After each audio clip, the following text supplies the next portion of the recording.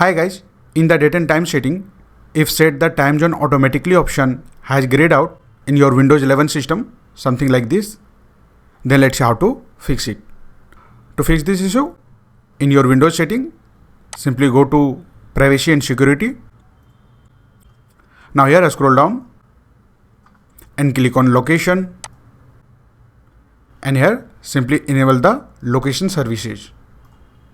Once you enable the location services, set the time zone automatically, grayed out problem will be fixed. So let's check it. For that, go to time and language and then click on date and time.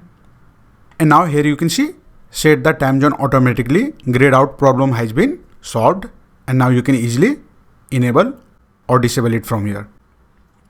You can see. So that's it guys.